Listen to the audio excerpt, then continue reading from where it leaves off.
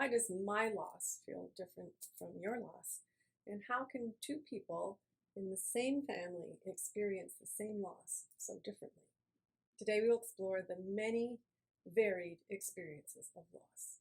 Hello, I'm Jo McRogers, and I'm a social worker who supports grief through my private therapy practice, through this YouTube channel, and now through my online private membership community called the Grievolution Collective. Let YouTube know about the important work that we are all doing here by hitting the like, the subscribe, and turn on the notifications buttons. There is a poem written by Godfrey Saxe called The Blind Man and the Elephant. The story unfolds that 6 blind men are all around an elephant. Let's call that elephant Grief. The first man stands by the elephant's side and declares that grief is a wall. The second man stands at the tusk of the elephant and declares that grief is a spear. The third blind man stands at the trunk and declares that grief is a snake. The fourth blind man stands at the knee of the elephant and declares that grief is like a tree. The fifth, while standing at the ear, declares that grief is soft and is like a fan. The sixth stands at the tail and declares that grief is like a rope. The final verse of the poem reads,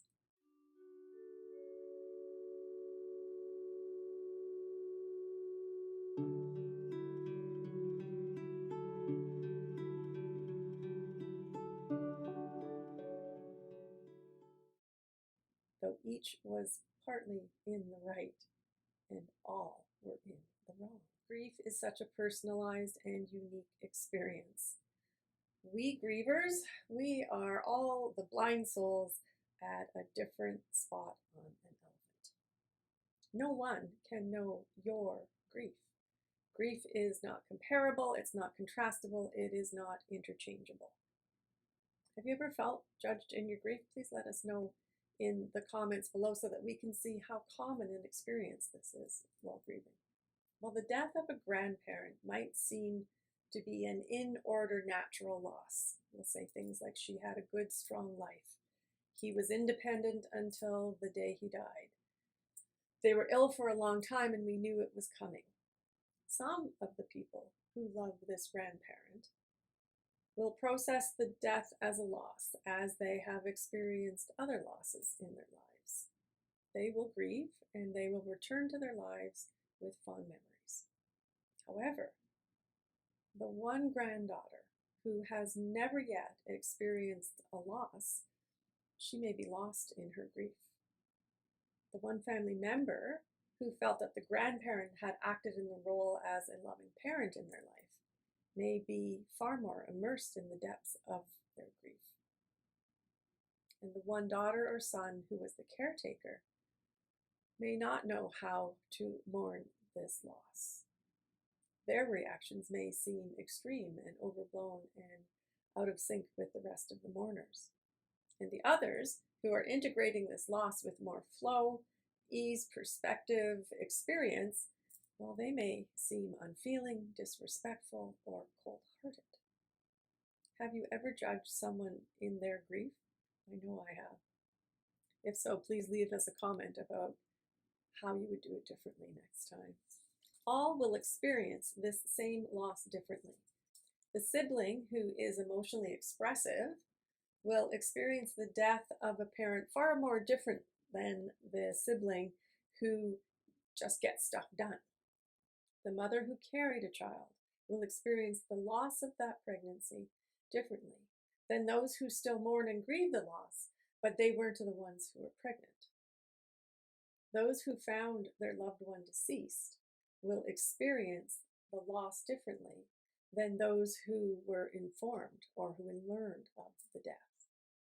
The scope of the relationship, your communication style, your grief experiences and blueprint, and the role you played in both that person's life and in their death will all combine with several other factors to determine your sense of your grief of that loss.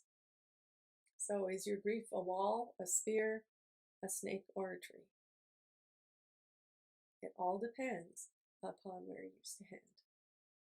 Please remember always that your own grief is your own worst grief. There are 2 golden rules that I ask. Do not assess your grief through comparison or through contrast. It is not interchangeable with anyone else's grief. And second, do not assess anyone else's grief through comparison, through contrast. It is not interchangeable. I see this showing up in families so many times where one member grieves in a certain way and the other grieves in a different way. And it can get very complicated, and it adds grief upon grief. Remember to do your grief all in your own way and all in your own time. As you seek your way with your grief, I send you kind thoughts, kind words, and a kind heart.